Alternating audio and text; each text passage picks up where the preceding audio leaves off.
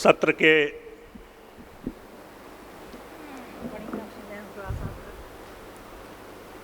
अध्यक्ष आदरणीय डॉक्टर विद्या बिंदु जी, मुख्य अतिथि हमारे बहुत ही सम्माननीय कलाविद, कानूनविद, माननीय न्यायमूर्ति श्री सुधीर नारायण जी, खैरागढ़ संगीत विश्वविद्यालय की कुलपति प्रोफेसर लवली शर्मा जी, और जिनका स्नेह और आशीर्वचन मेरे लिए संबल है, ऐसे मेरे लिए गुरुस्थानी, इसलिए गुरुस्थानी कह रहा हूँ कि मेरे गुरु के बहुत आत्मीय मित्रों में हमारे आचार्य चरण हैं।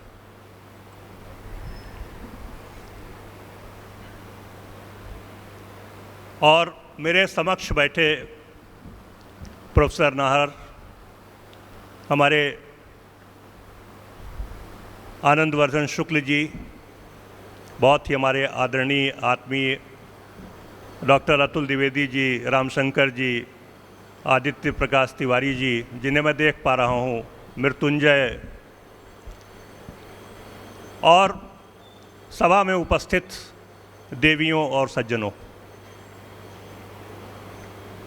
जैसा मधु जी ने कहा कि मुझे आज यहाँ नहीं होना था, लेकिन चूँकि ये हमारी व्यंजना का मामला था तो मुझे आज यहाँ उपस्थित होना पड़ा। इतने अच्छे संवाद को सुनने के बाद मुझे मन नहीं हो रहा है कि मैं बोलूं। सच ये है, लेकिन मंच की मर्यादा है और हमारी जो बहन है मधु रानी जी, उनकी आज्ञा, हुक्म उदूली नहीं कर सकता। तो विषय है लोक केंद्र में है, परंपरा, नवाचार, ये सब। मुझे तंत्र वार्तिक में कुमारिल भट्ट का एक श्लोक याद आता है, जिसमें वो कहते हैं कि ब्रह्म से परे जो कुछ भी है वो परांग है।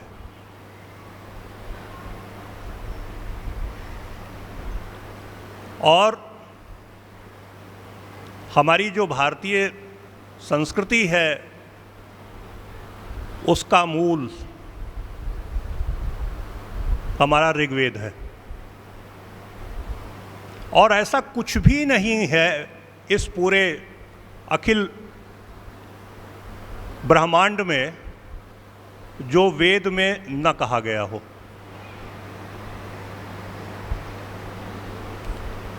सृष्टि के, जैसा कि आचार्य चरण कह रहे थे, बीज किस तरीके से, कैसे वपन होता है और कैसे वो वृक्ष बन के, और हम उसके फल हम सबको मिलते हैं।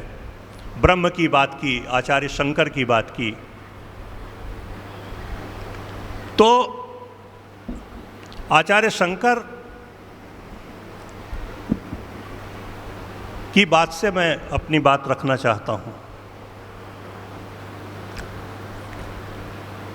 देखिए, ये जो कुछ भी है ये सब संप्रदाय सिद्ध है। अब आजकल तो संप्रदाय, देखिए, शब्दों का अपना सौभाग्य और दुर्भाग्य होता है।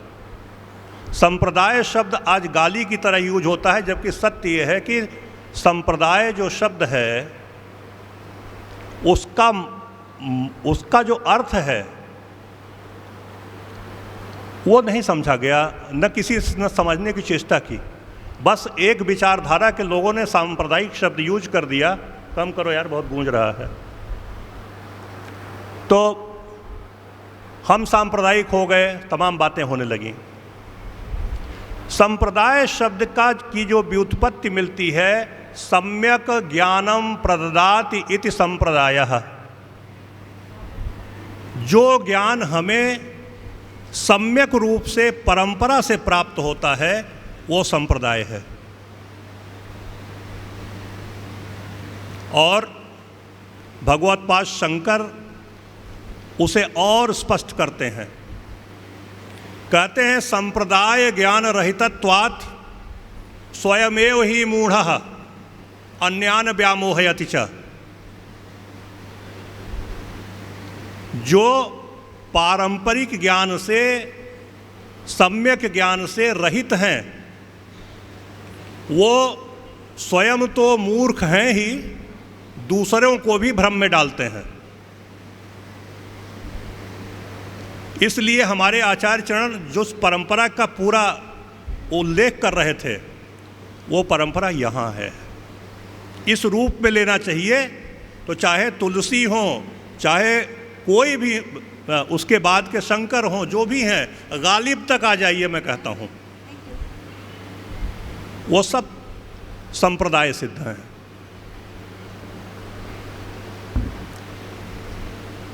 अब लोक, अगर लोक न होता तो कोई प्रमाण नहीं होता इन शास्त्रों का, इन कलाओं का, और जितनी चिंतन सरणियां हैं उन किसी का भी। इसीलिए भरत और उनके बाद अभिनवगुप्त ने कहा कि लोका नाम संसिद्धि, लोक में ही सारी चीजें संसिद्ध होती हैं। और लोक है कैसा? लोक सहज है, लोक सरल है,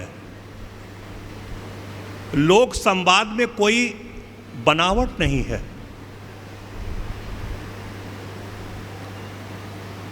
प्राकृत लोक भाषा है और उसका पहला ग्रंथ है गाथा सप्तशती।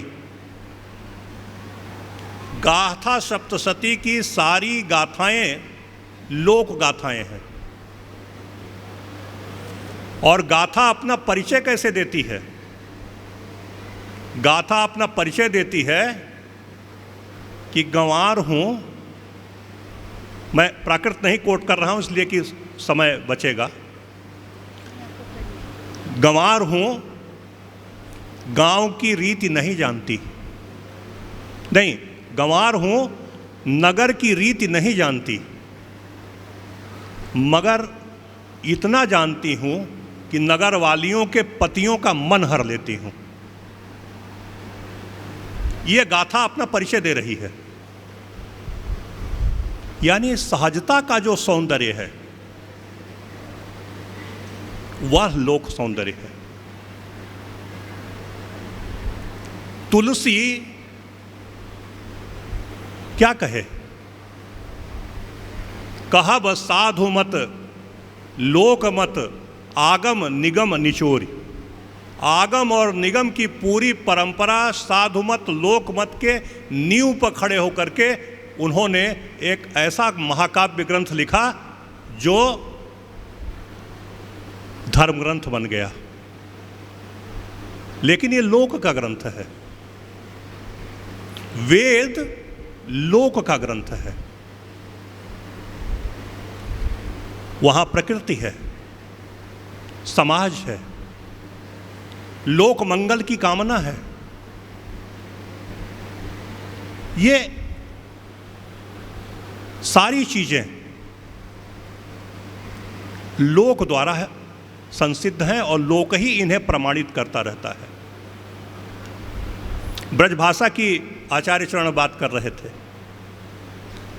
ब्रजभाषा का जो पूरा साहित्य है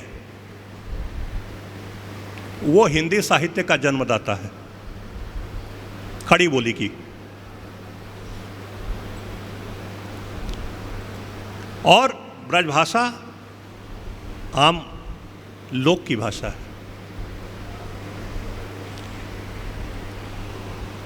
दूसरी बात, लोक के तत्व क्या हैं?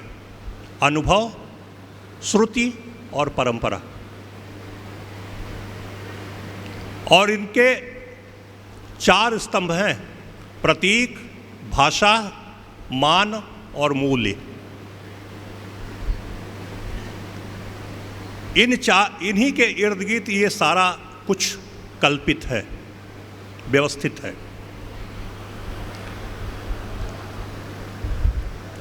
अब वेद हो, रामचरित हो, कृष्णचरित हो, ये आज परंपरा से जो हमें प्राप्त हो रहे हैं, इनकी संसिद्धि कौन कर रहा है? लोक कर रहा है। वहाँ वो चल रहा है। क्यों?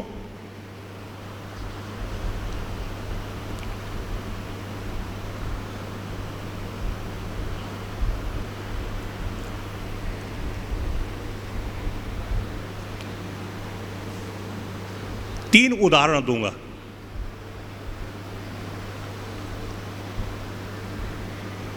एक वेद से दूंगा, दो एक ब्रजभाषा से और एक रामचरितमानस अवधि से।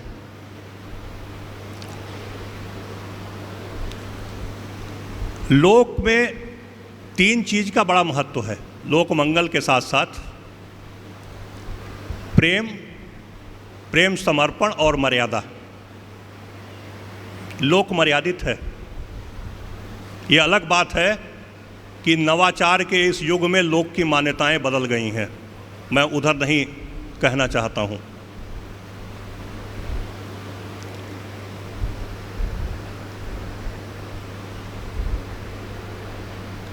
कृष्ण और राम 2 ऐसे लोकनायक हैं हमारे,